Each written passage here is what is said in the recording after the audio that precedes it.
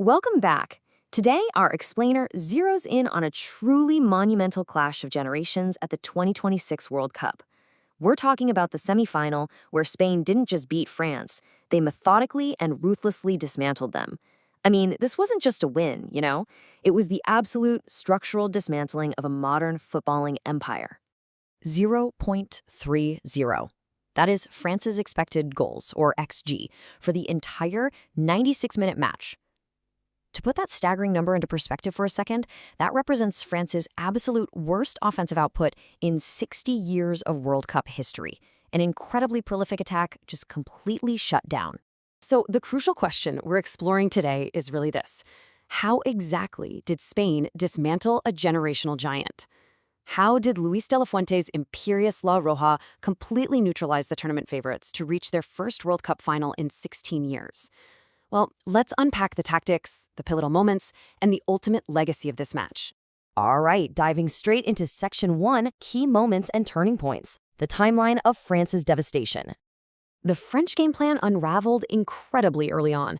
It all started in the 21st minute when Lamine Yamal, the 19-year-old Spanish sensation, drove so sharply into the box that he forced Lucas Digne into a really reckless, mistimed challenge, clipping Yamal's ankles. Literally a minute later, Mikel Oyarzabal steps up calmly and buries the penalty, his fifth goal of the tournament, by the way. Then, disaster strikes again at the 31-minute mark. Defensive mainstay William Saliba hobbles off with a hamstring injury, completely shattering their backline chemistry. But the true knockout blow arrived in the 58th minute.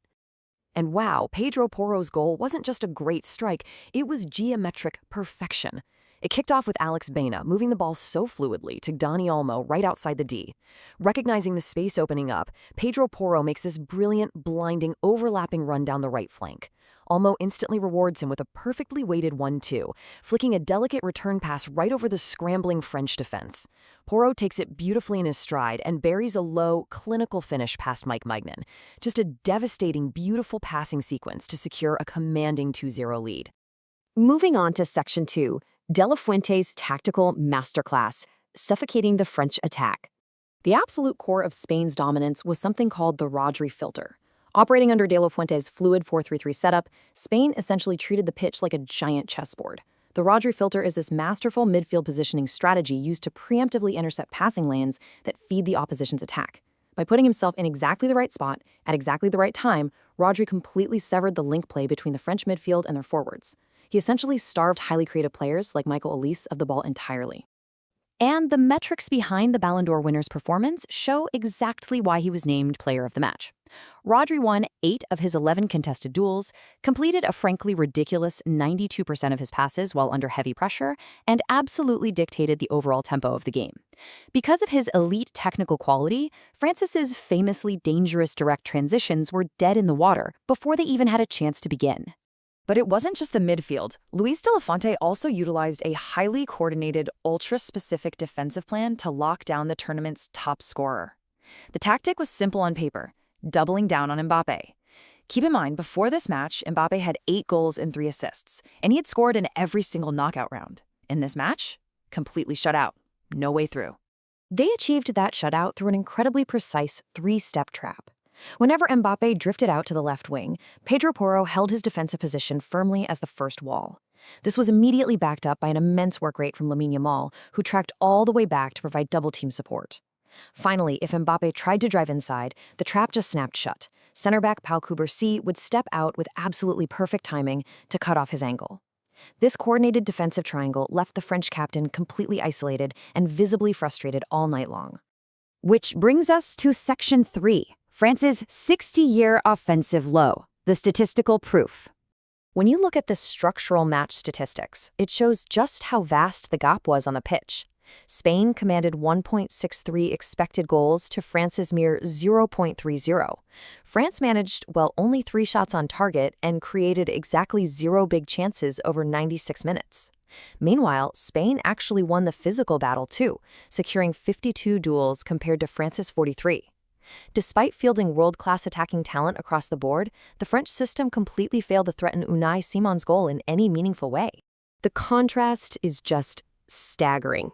Coming into this match, France boasted a tournament-best 16 goals scored. They were an absolute offensive juggernaut. Their semifinal reality, however?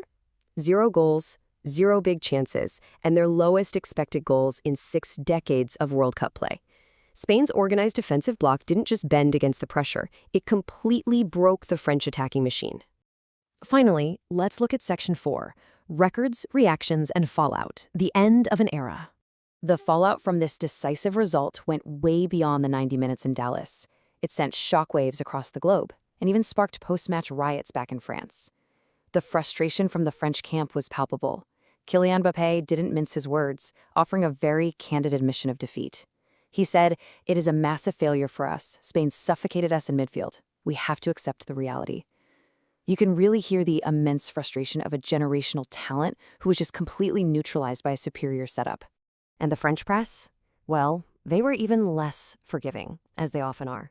The famed sports daily L'Équipe described the players as mentally sunk, while the front page of West France simply declared, "End of American dream."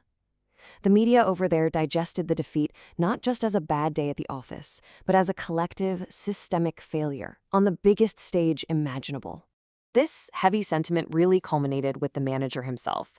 Didier Deschamps delivered a pretty poignant reflection, stating, "It is a painful way to go out, but I am proud of what this generation has accomplished over the years." Those words hinted very heavily at an end-of-an-era resignation, basically signaling his likely departure after a legendary 14-year tenure managing Les Blues. Ultimately, the legacy of this match is one of profound duality.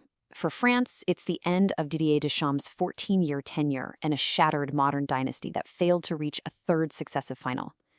But for Spain, it secures an incredible, record-tying 37-match unbeaten streak, matching Italy's historic world record and a well-deserved berth in the 2026 World Cup final. Which leaves us with one final, unavoidable question.